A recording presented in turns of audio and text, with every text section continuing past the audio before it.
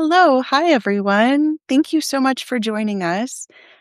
This is our bi-monthly Ask Me Anything event with Chill Subs. And today we have the honor of speaking with Noah Baldino of the Georgia Review. He's a poetry editor there. I'm really excited to ask him some of your questions. As always, please feel free to put questions in the chat. We would love to steer the conversation the conversation in whichever direction you'd like us to go. So if you have questions on how to get published in the Georgia Review, how to become an editor at a lit mag, or anything else you'd like to know, then please feel free to pop the question in there.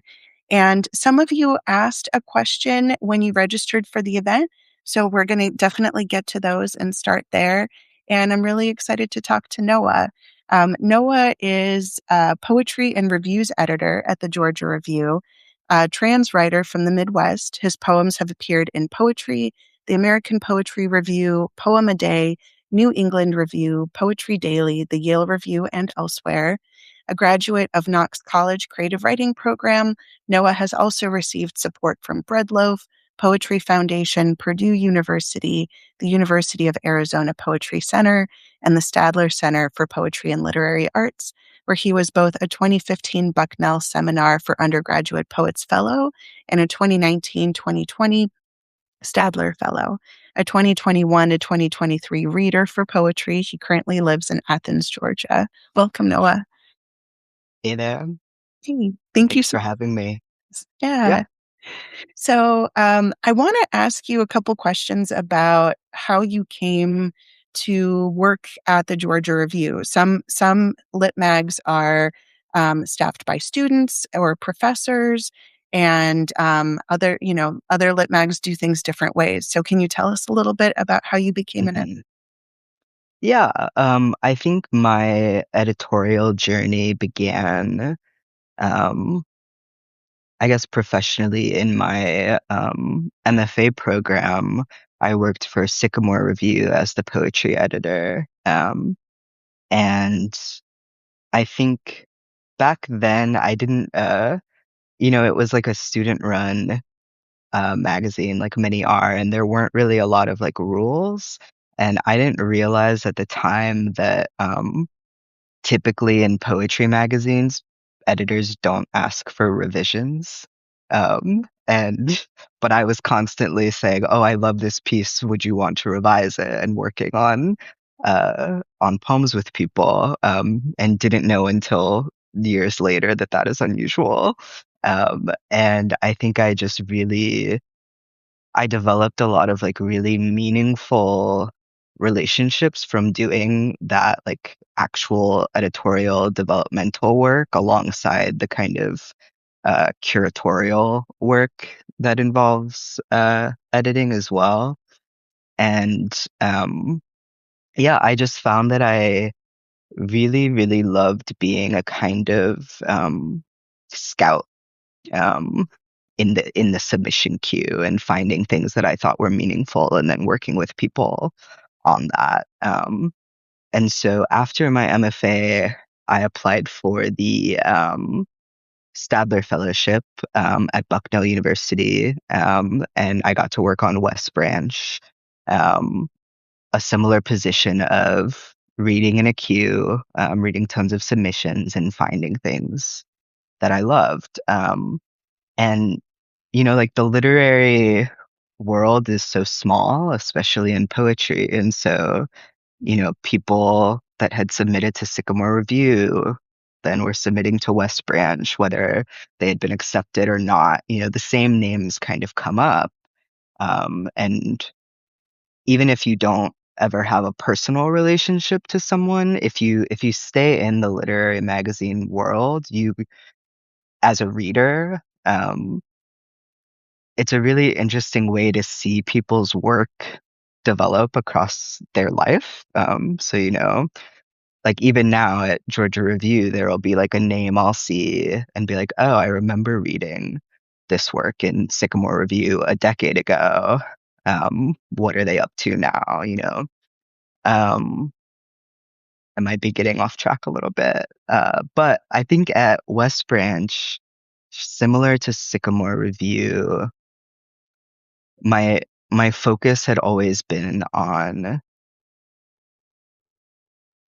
emerging or early career writers, and just finding things that to me felt really vital or crucial, um, that might otherwise go missed in the queue. Um, and I think when I applied to be, after West Branch, I applied to be a reader at Poetry Magazine. And I think, later someone asked, what are people looking for in like adding an editorial member to their team? Um, and I think that, I mean, I don't know why I was hired. You would have to ask them, but I do think that my career path has come from um, just kind of having this spirit of the scout, of being both discerning and open and curious, and not dismissive, and trying to find more things worth loving in the poetry queue, specifically from like emerging and early career writers. And I kind of think that's what led me to Poetry Magazine. And that was a um, really significant experience because just the sheer volume of submissions that Poetry Magazine receives, it's not really something that one can comprehend. And and not only the volume of submissions, but like the sheer diversity of submissions. You had submissions from late, well-known career writers. You had submissions from children whose parents, submitted for them. And to be able to read that widely and within like the current literary moment, I think is really meaningful. And also, like when you're reading such varied submissions, you have to be open. Like there's just not room to be dismissive at all. Yeah, you just have to be open to encountering something that you have never encountered before, something that you don't understand, and need to equip yourself to understand better. Um, and so I really, through that experience of being a reader for, I think it was like 3 years, I had been building this trajectory for myself of, okay, I am this discerning reader. I have like a very strict embodied ethos of what it means to be an editor. And now I have access to this, like the entire range of literary experience in, like English language letters. So I think that experience played a big role in solidifying and giving me the experience to pair with the ethos that I had been developing, which then I think allowed me to get the position at the Georgia Review. Um, so sorry, that was long-winded, but No, I think, yeah, yeah, yeah, I think that's it. I think that that's great. And I love so much about what you just said, especially that sense of that spirit of discovery. I think it sounds like drives your motivation for being an editor, but also how you go about doing the work. I think that a lot of poets, especially early on, don't realize how much editors view you as people and not just submission and not just something that they want to quickly reject. I think there's this very common misconception that editors are just always looking for a reason to reject your work because there's such a high volume of it. But what you're saying is that you remember people and you kind of like follow along and root for them and 10 years later still remember their name and the work that they sent in. And that was very much my experience when I was a reader too, is you remember people's work and when you see their name again, you're like, "Oh, I feel like I know you." And so it's really nice to hear how much you're on the side of other poets as they're submitting their work. Um, I imagine that the Georgia Review gets a lot of submissions every year, thousands upon thousands, Mhm. right? And so I think that it can be daunting to submit work to like a really popular journal. And it's refreshing to hear that you care so much. So, um, Yeah. can you, what is the process for, if I was a poet that wanted to send in 5 poems to the Georgia Review, um, how do you go about making that decision? What do you look for? And then what is your actual selection process? Are there readers? Are there editors that sort of have a conversation about it? Or is it just you making a decision as soon as you read something? Hmm. Yeah, it's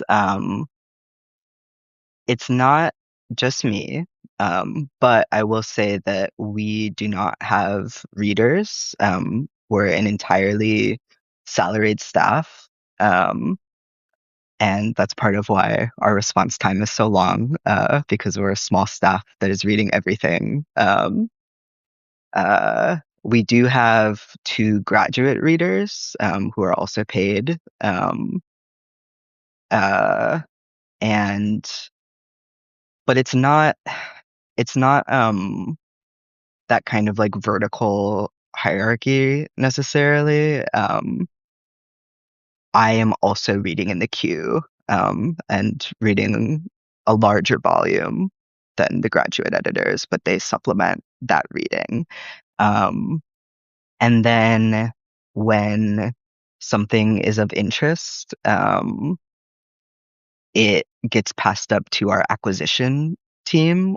Every month we have an acquisition meeting, for all genres. And me, the fiction editor, Amy Bonifons, the nonfiction editor, CJ Bartonuk, and our editor in chief, Gerald Ma, we all as a team read everything that we're interested in, talk about it, and decide whether we're going to publish or not. I think going back to uh, what I touched on in my trajectory, as well. Something that I find really valuable about the Georgia Review, in a kind of full circle way from Sycamore Review, is that at the Georgia Review, we do developmental edits, because we are all salaried, full-time staff. We kind of see that as like a responsibility of, well, if we're, you know, if we find something that we think is, really notable to us, but it's just not ready, or we can see that it is not quite meeting its potential, why don't we just work on it? That's not, that is a rare thing in literary journals, but it does allow us to have conversations, in our acquisition meeting that aren't just publish or not publish, but what can we see for this piece? What could we imagine this piece doing? So they're really dynamic conversations, and I think it's helpful for people who are interested in submitting to know that, yes, your submission should be as close to the piece's potential as you can get it, but that, at the Georgia Review, at least, if we see that potential and think that, um, we can work with it, we'll do so. Yeah, and that's thank you for mentioning that again because I actually wanted to circle back to that. I think I think you're right. It is pretty uncommon for edit suggestions to come through on poetry submissions. I think that's not uncommon for prose, right? I think Yeah. a lot of journals rarely take a prose piece without offering some sort of edits. But for poetry, it's very like we'll either take it or we won't. Why do you think? Um, Most journals don't offer edit suggestions and they'll just outright reject a poem, whereas with a prose piece, they're more willing to work with it. Yeah, I it really is a mystery to me.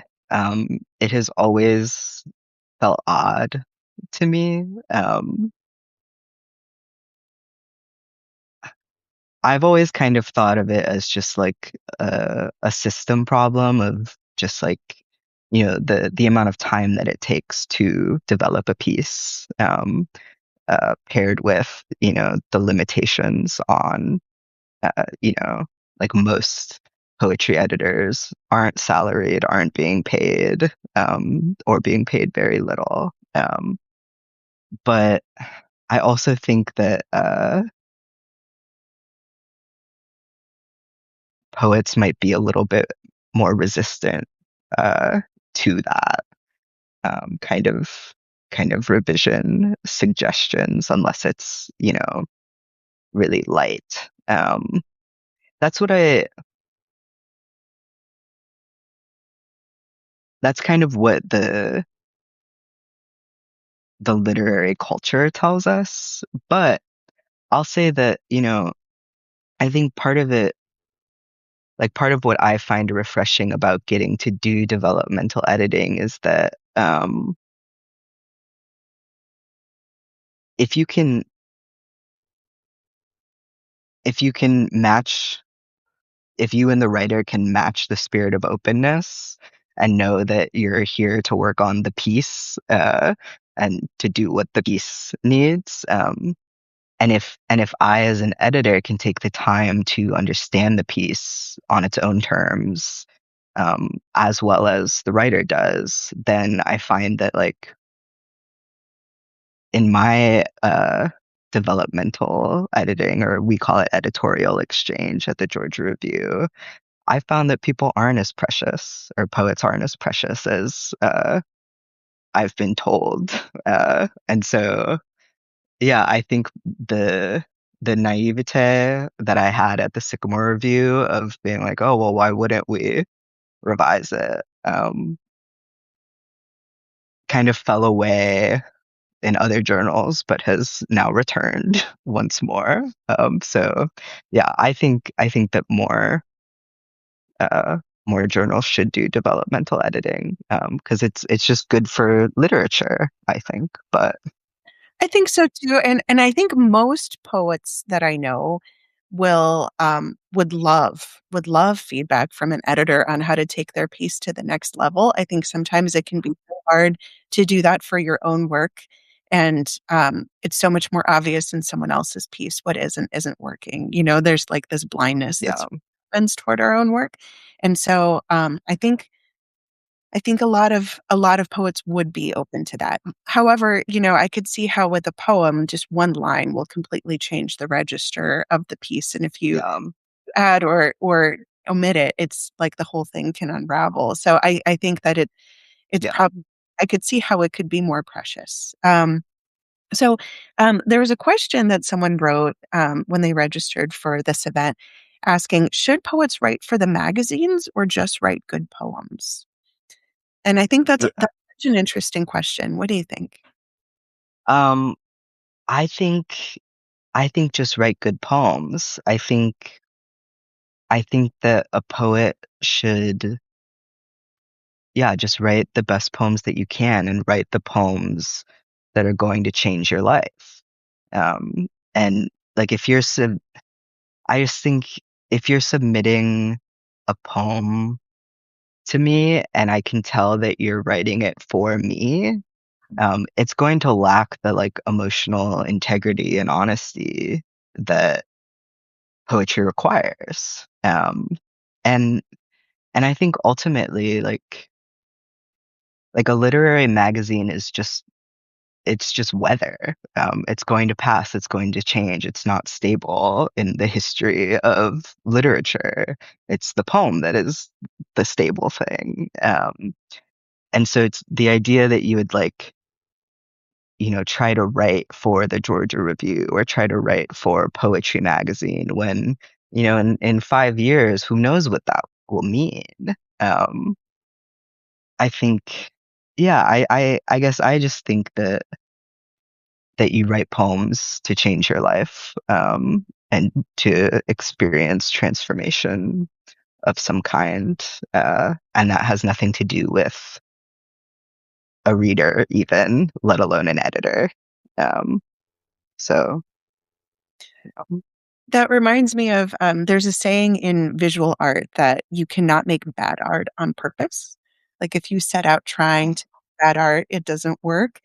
yeah, But with poetry, it almost sounds like the opposite. Like if you set out writing a piece in order to get it published, it doesn't feel like it's about something real, right?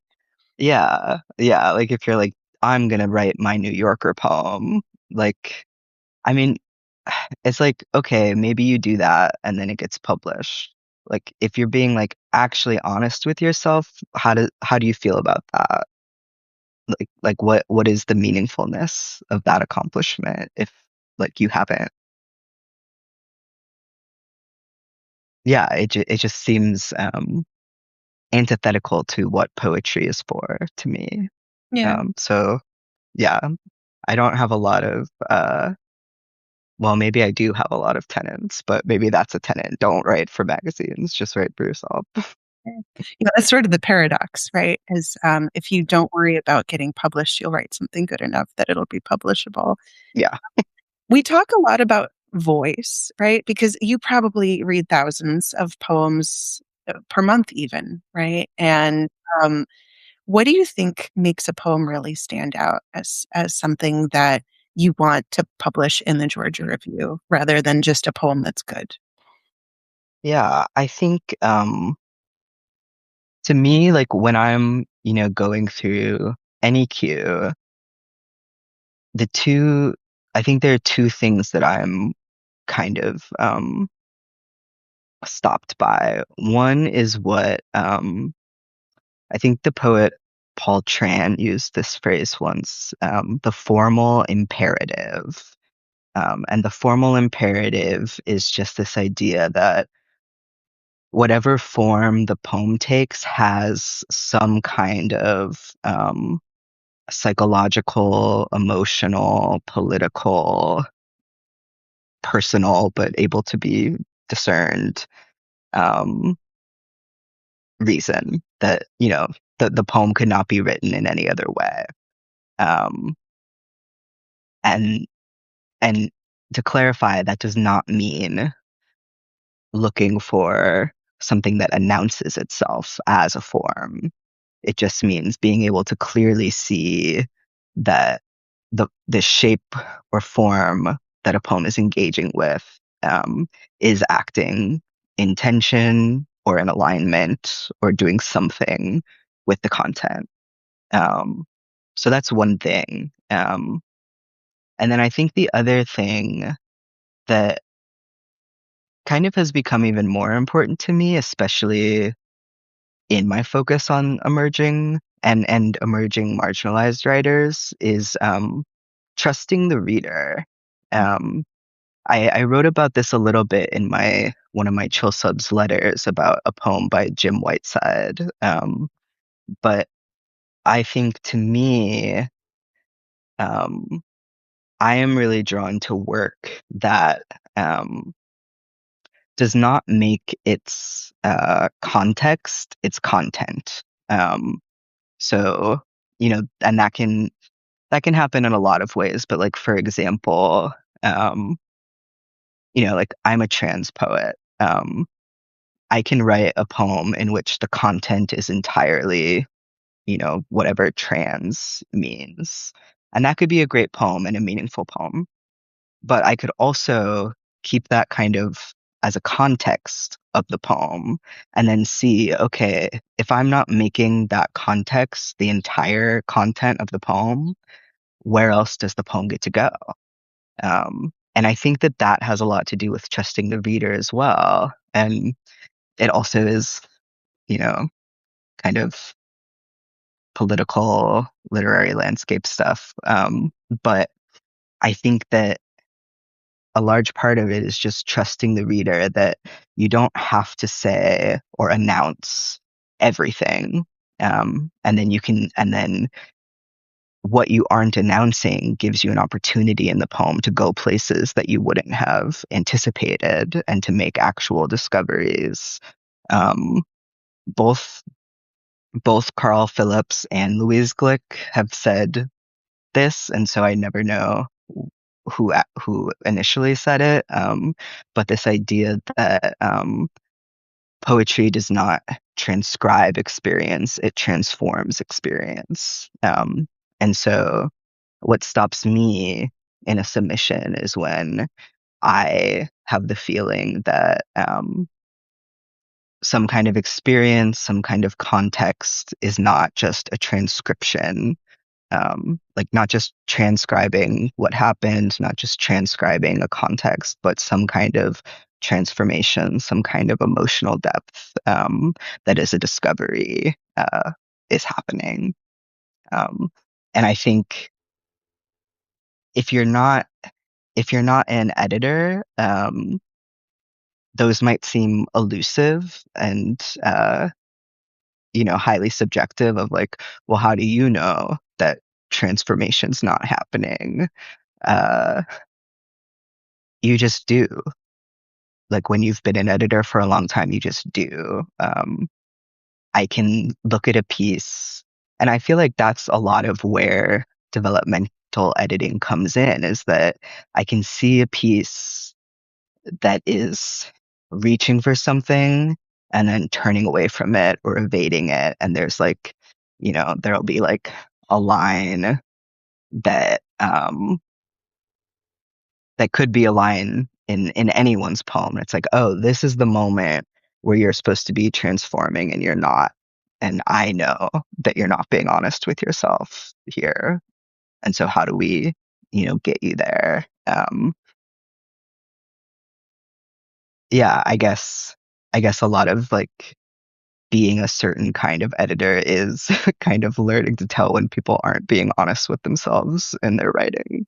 Yeah, and that's such a gift that you offer to the poet. You're like their therapist in that moment, because they're taking this thing that was obviously meaningful enough for them to make a poem about, and then spotting where maybe they're turning away from it changing them and therefore changing the reader. Um, Christina's wondering, does Georgia Review publish humorous poems? I would love to. Yeah. I mean, I think we have, but have I specifically? Yes. Yes, we do. And,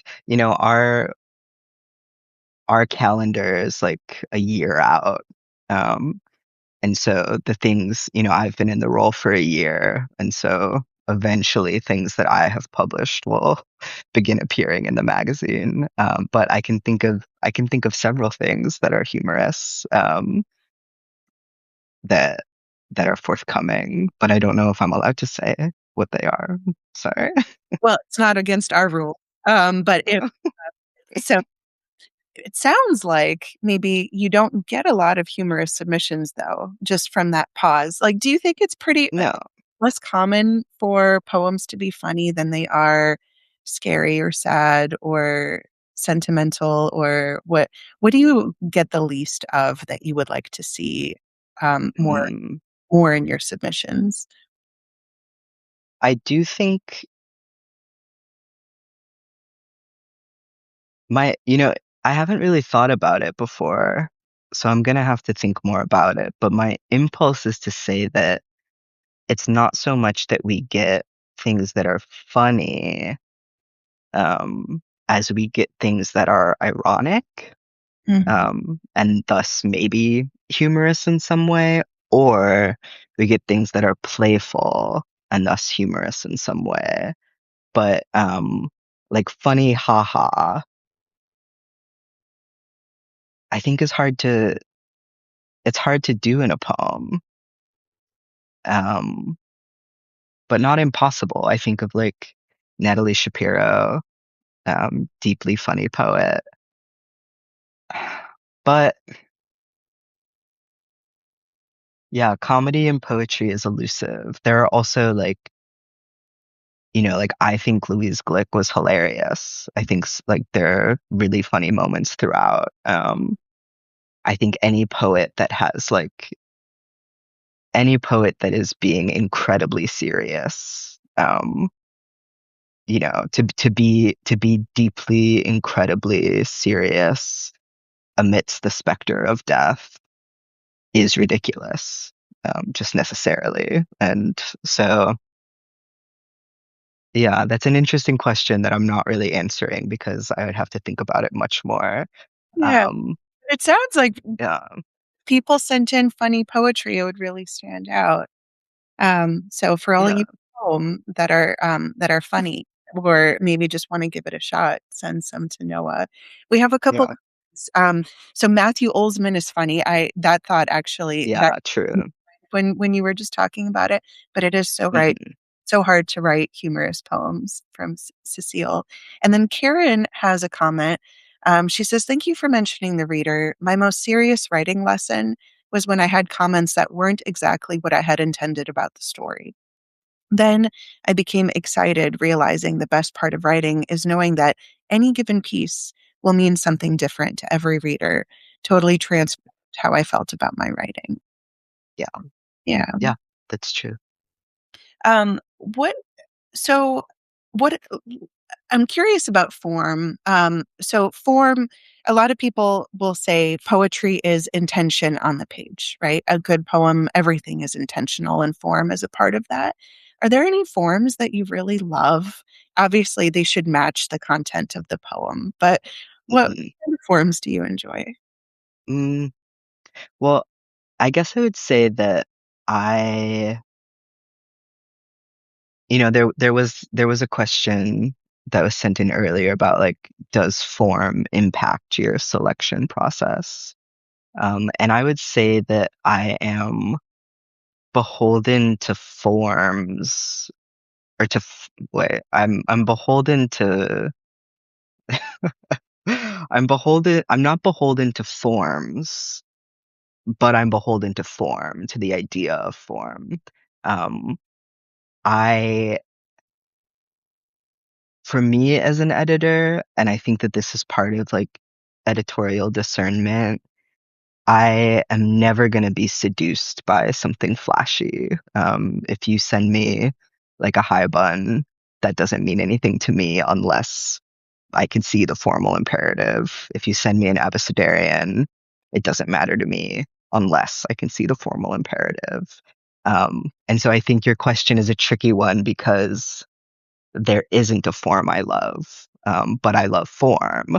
Uh, to puzzle that out, yeah, it's very important to me to be suspicious of what is flashy and what sounds good and looks good, and to also not be comforted by what is familiar to me or what I personally might like. Um, I love a pantoum, Mhm. which is a form that I don't think enough people work in, for whatever reason. I think it gets like overshadowed by like Villanelle, Sestina, etc. Um, but just because I love a pantoum doesn't mean that I would publish one just because it is a pantoum. Um, so yeah, I mean, maybe I would be excited to see it, but that excitement doesn't necessarily mean that I would publish it. It just means I would be glad to Yeah. get to encounter it. So kind of a obstinate answer to your question. No, no, But I think it's a great answer. So it sounds like just pulling off the form isn't quite enough, right? Uh, yeah, yeah. Um, yeah, Taking that form to the very edge of what it can do to where maybe it's surprising. That's more interesting than simply kind of like I I I figured out the rhyme scheme on this particular poem. yeah. Like to me, talent is great, and it's great to be talented. But if there's not that, the duende, if there's not the transformation, um, then I would say it's not the right form. Right. Um, So let's see. There's a couple questions I want to come to. As a bilingual poet who has published self-translated poetry in various journals, self-translated, I think, is a really interesting category that Yeah. lot of. I often find it challenging to navigate the submission process. When submitting poems that we translate ourselves, should we submit them under poetry original work category or under translations? From an editorial perspective, do you read self translated work as a poem written in English, or do you evaluate it through the lens of the translation? Mm, that's a really meaningful question. And I think that part of why this writer um, might be having trouble is to do with the lack of like translation editorial infrastructure. Um, like we have, so many translators. I mean, even not enough translators, but so many translators. But we don't have a lot of like translation editors, right? Like, um, and I think we should have more. Um, but and so I think that, these kinds of questions would be more clarified if there was like infrastructure built into literary magazines around translation. It's almost similar in some ways to like the problem of like niche hybrid nonfiction, where like, oh, I'm not writing like a personal essay, but I'm not writing criticism, and so where do I go? You know, but as far as me personally, um, we don't have a translation like uh I don't know what the word is in submittable project category. It's just poetry, and then as we encounter it, we label it as translation or otherwise. So maybe I don't think that that's the solution either, but it's one way. Submittable only allows you to have a certain amount of projects before you have to pay whatever amount of money. Um, but I would say like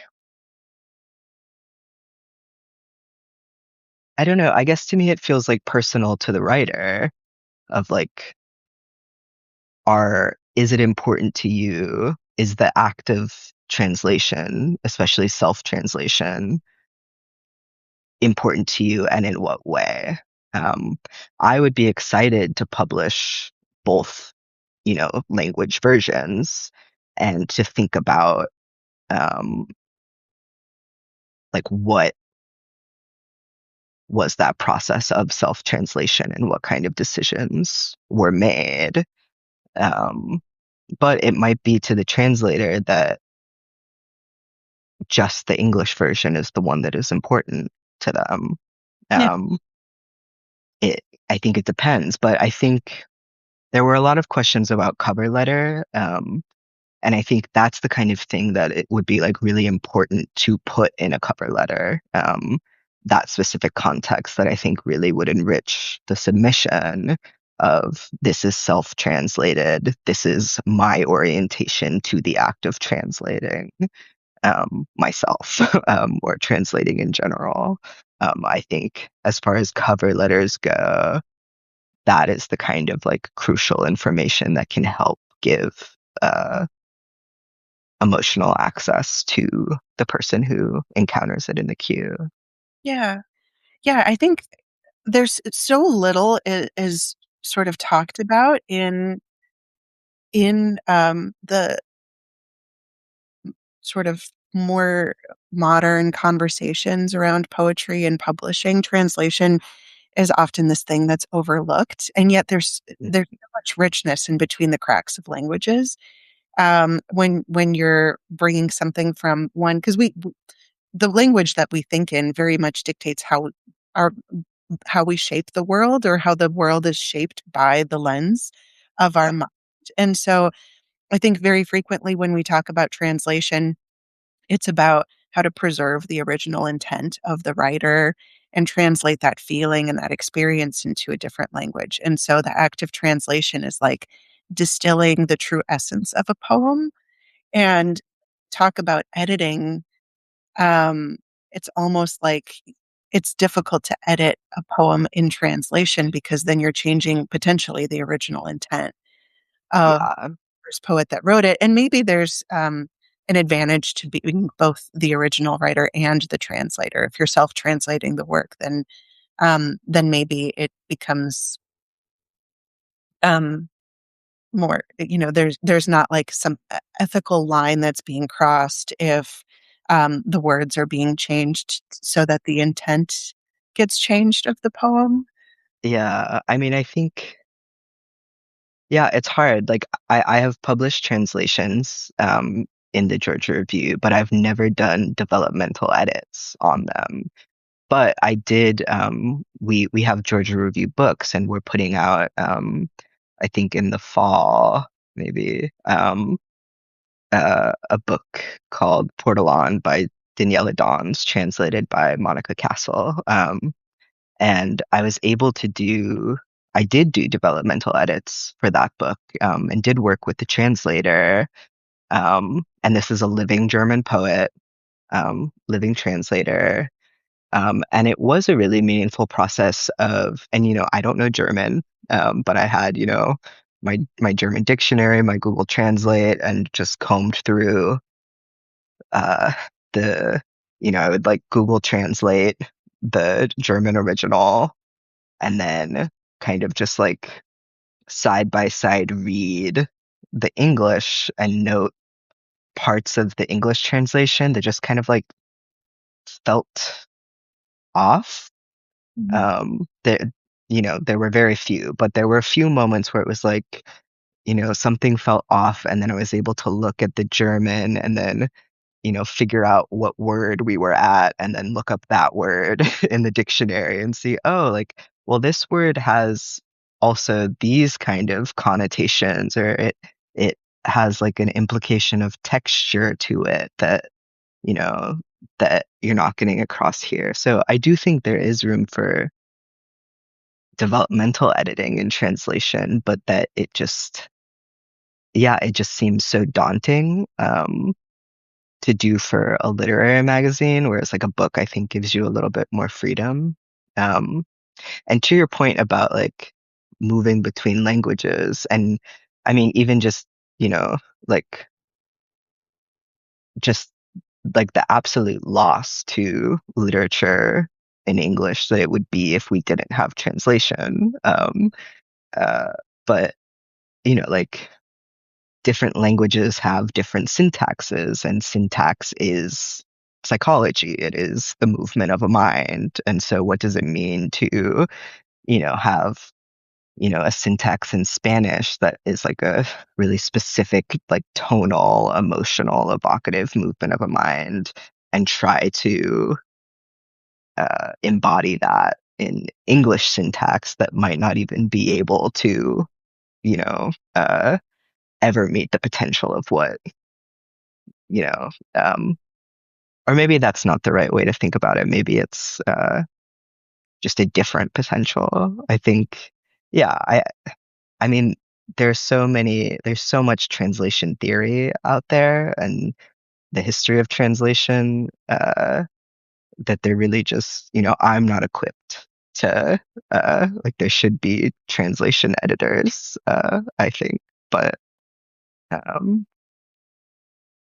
Yeah, but yeah, it's interesting question. it sounds like with that original question about the bilingual poet translating their own work, Mhm. I think it sounds like it can be sent in as an original work and put in the cover letter that it was translated, Yeah, especially if the journal doesn't have a translation category. You might yeah. have more publishing options, right? But also, if there are journals that specifically seek out translations, I think submitting it as a translated work and then mentioning that you're also the original author could be really interesting as well. Yeah. Yeah, and in general, I would tell this writer to like, I mean, yes, we should care about the submission guidelines, but also you can do whatever you want. Like if they don't accept translations, uh, but it's important to you that you translated this, either in your cover letter be like, I translated this, let me know if you want to see the originals. Yeah, I think like that is a really meaningful and interesting like literary perspective to have that I think any like meaningful journal wouldn't like like scold and dismiss you for like not abiding the rules, because it's like a flaw in the rules that that work might go. Yeah. um yeah. There's actually a question in the chat, and then what you said sort of connects to that. Um, well, actually, before I get to the question in the chat, do you scold and decline when people don't follow the rules, or do you let them No, do what they want? Okay. Um, no, but follow the rules, but but it's okay if you yeah, have a reason not to, like breaking up, yeah, right? If you have a yeah. good. So what are some common pitfalls or tropes that you've experienced in current submissions as a poetry editor at the Georgia Review? Hmm. Pitfalls or tropes in the poems themselves? Do we Yeah, think this is referring to? it's referring to in the poems themselves. It says in current submission, so I don't assume that it's like in the cover letter. I so let's interpret that as the poems themselves. And if the person who asked this question wants to add a clarifying note, you're welcome to. Yeah. Um, I guess to answer that, I would have to say I would have to kind of just reiterate the thing about, emotional honesty, and uh transformation over transcription. I think that and to just like reflect back kind of directly the question about should I write for the magazine or should I write for something else. And yeah, to me, the biggest pitfall that I see is just a lack of emotional rigor, a lack of emotional honesty. Um, it, it is it's very easy actually to write a poem that sounds like a poem, to like have all the, mechanisms of like archetype of poem. Um, it's much harder to write something that is very true and new to you. And so I think, yeah, I think that that is like the biggest pitfall that I see in like, especially like a submission where I like begin it and I'm like, oh, like this could be like exciting and then end it being like, oh, I guess not, is just that feeling of like, um, yeah, being able to tell that something was written for the magazine or for, you know, whatever literary trend or for a specific audience, rather than, for whatever work that honesty would bring. Um, so, I mean, I sense that the person who asked this question maybe wants something like grounded and specific. But in truth, it's like there's nothing that you can't do in a poem, so there is no pitfall. Um, I think that like part of part of having an ethos that is against dismissiveness is that I'm not going to like be like, like I remember in my like MFA workshop or even now hearing people who'd be like, why is this a couplet? I hate couplets. Or like, like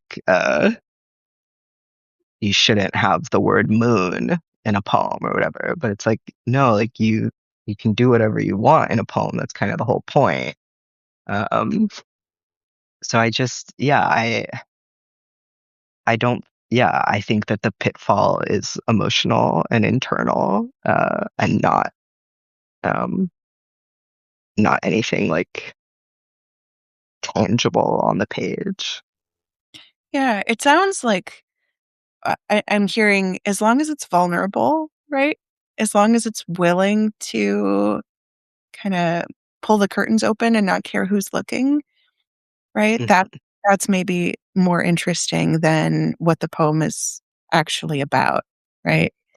Yeah, I mean, I think it was like Jory Graham who said like uh you don't write like the poem isn't about what you think, it's about what you think about what you think. Mhm. Um the same kind of transcription transformation idea. But I should also note that like the question of like vulnerability or like sincerity or any of that can look like so many different things. Like a vulnerable poem does not mean it's confessional.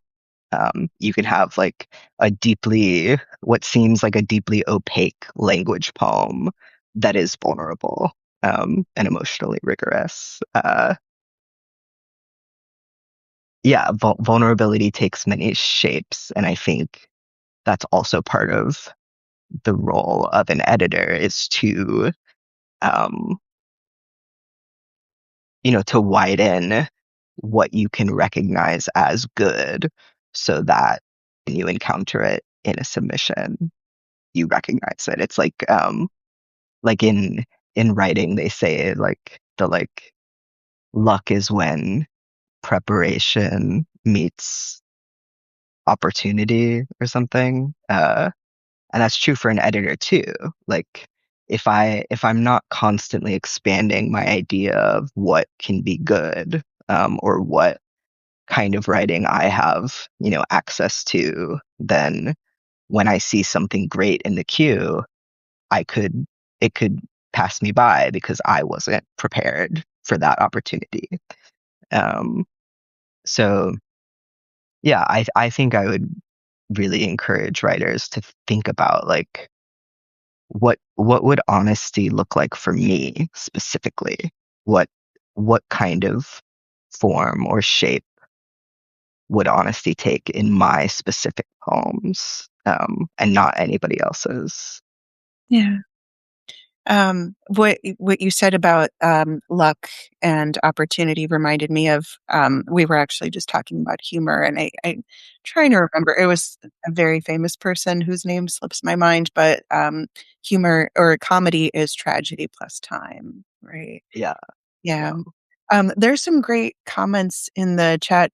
Michael says moon is also a great verb, and I think that's yeah. actually because Wow, I would love to see a mooning poem. Do right? people moon people anymore? I think you kind of can't, but Yeah, I think you can also like kind of moon over something, right? oh, that's true too. I was thinking of, the other one. Yeah, but I would absolutely read a mooning poem and Yeah. that goes. Um, Mara Bade says honesty and authenticity is most important. Madeline is wondering, what are your thoughts or recommendations on how to navigate simultaneous submissions? Speaking Mm, of calls. yeah, very it seems hard to have a lot of simultaneous submissions. I mean, I'm sure that, there's practical advice out there, keep your spreadsheets or whatever. I think in terms of like crafting simultaneous submissions is just a matter of like being really aware and familiar with the journals that you are submitting to, um, and uh, what range, like the Georgia Review, for example, like we like very, very frequently publish folios of like 3 to 5 poems, 3 to 5, yeah, 3 to 5 poems. Usually not more than 5 poems, but it can be the case. And so it will often be the case that um, we're really interested in a specific, folio, but then 4 out of those 5 poems get taken, and then the ones that, and then we'll, reach out to a writer and say like, well, we were really interested. Do you have more? But then the more that is sent isn't, like doesn't quite make a folio for us. And so, yeah, I think if you're doing simultaneous submissions, to just be aware of like, okay, like, this magazine's just going to take one, maybe two, but this magazine's gonna take five. And I don't know. I mean, yeah, everyone has their own relationship to publishing. Um, and so it's hard to give hard, and I have my own kind of like, I'm a very like obstinate bulldog uh as a writer, and you know, I'll submit just one poem to one place where I think that I want to see it. So I'm maybe not the best writer to ask, but as an editor, I would say just kind of, read the magazines, see how many poems they publish, and figure it out that way. Yeah. I think you're touching on something it's such a tough part about simultaneous submissions because you might have, the journals that are harder to get into that you really want to get your work into sometimes take longer. And so by the time they read your work, if you've sent your work to 10 other places, it's very likely that some of those places are going to read that work first Yeah, and accept something first, which means you're likely to have to withdraw the best piece from that 5 poem packet and never know if it was going to get accepted. And I actually love that you're willing to accept substitutes because I think a lot of journals aren't. mhm, But it sounds like it doesn't often work out because then the register is different or, some poems just go to yeah. so Yeah, I think being a folio-based journal is something I love about the Georgia Review, but also can make it tricky with just like we're often like a ship in the night with different writers because of that. yeah. What would your advice be for avoiding that? Like, waiting a couple of months and spacing out which poems you send where based on their response time or To be like a real kind of to have like a real integrity complex, I would say like just hold out for the place that you want.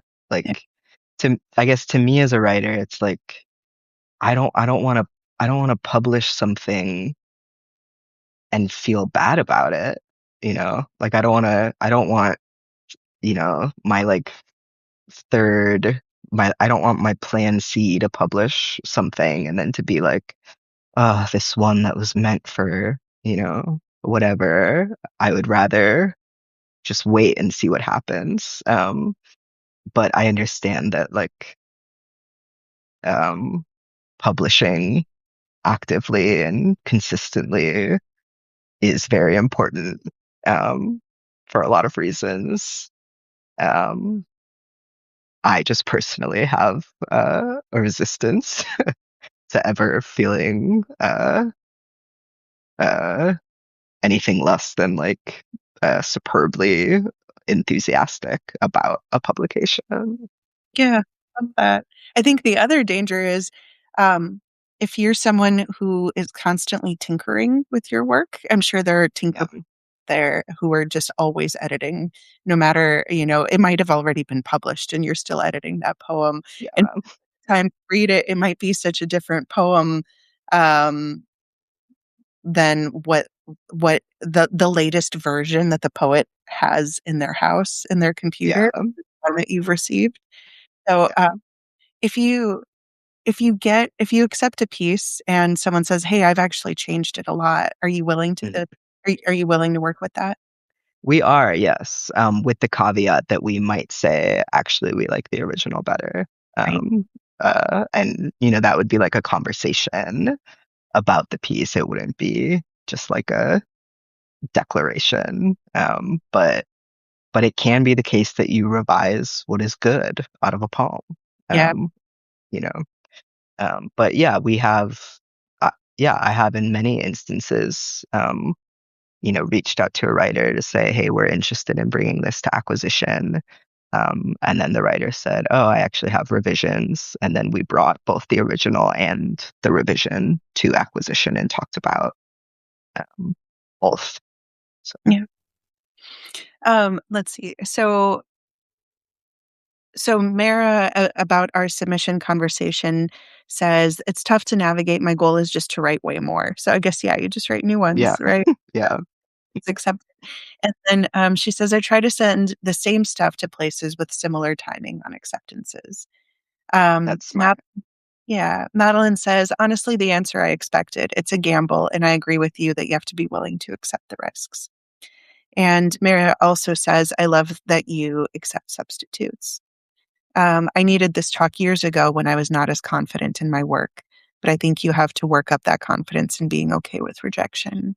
Most poets who read seem to have a different version when they read versus what they published. I think that's very true. Yeah. And so there were actually quite a few questions about cover letters, and you mentioned cover letters a little bit Hmm. early on. So we have actually, we're at time. That went by so fast. Do you have time to answer a question about cover letters before Yeah, we sign? definitely. What do you look for in cover letters? And are they important to you? Do you read them before the poem or after the poems? Um, I read them generally after the poems, but not always. It kind of, I don't know, it depends on like my mood and like my eyes. But I think, for me, for cover letters, I think again, just like familiarizing yourself with the magazine you're submitting to and the like career stage range that they publish in. Like if you're sending a poem to like the Paris Review or the New Yorker, who like rarely publish emerging or even early career writers, then like yeah, like your accolades are probably important, or your like affiliations, right? But and those can be like in your bio, that's fine. I'm not really reading for accolades. Accolades don't really affect my reading. Um, I think there were in the like pre-questions a lot about like how much to put in your cover letter, and I would say that, you know, to me, what can be important in a cover letter, especially as an editor who's really interested in um, making sure that like difficult or inaccessible work does not get overlooked, is that the cover letter can be a place to offer an entrance into the work that might go otherwise overlooked. Whether that be like a specific form that is being used, a specific like historical or political, um, social context that the poems kind of revolve around, but that is not directly announced in the poem. Um, if if it would enrich or um, yeah, if it would enrich the reader's access to the poem that is required to evaluate it on its own terms, then I think you can put it in your cover letter.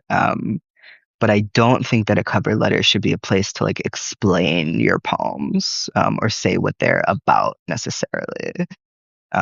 But if it is like, oh, like these poems revolve around this specific uprising in Haiti in this year, or these poems take place in this, we recently had a submission of like that I'm really excited about forthcoming about like uh these really um yeah, really amazing poems that kind of take place within like a specific street in El Paso. And that is important context for the poem because it's not, or for the sequence because it's not announced directly in the poems themselves. So those kinds of things I think are um, where the cover letter is useful, but not to be like, this is a poem about, abstraction or emotion or whatever. So context, but not content, right? Yeah. Uh, Love that. Thank you so much. It's been such a pleasure talking to you, Yeah. Noah, and everybody at home. Thank you for joining us. I actually wanted to say that this is actually going to be my last Ask Me Anything event with Chill Subs. Not that Chill Subs is going to stop doing them. There will still be many more AMAs, but I'm moving on to do my MFA and I'm in the process of moving, and I'm very excited to be devoting time and energy into that next stage of my literary career. And so it's been such a pleasure doing these. And Noah, thank you so much for being the last person that I interview for these AMAs. It's been such an illuminating chat. Yeah, And thank you. I'm honored to get to be the last one. thank you. Thank you so much, everyone at home. And keep a lookout for replay links. If you signed up beforehand, then you'll get a replay. And you can always go to the Chill Subs YouTube and watch all of our previous AMAs where they're there for free. So thank you, everyone. Have a lovely night. Bye.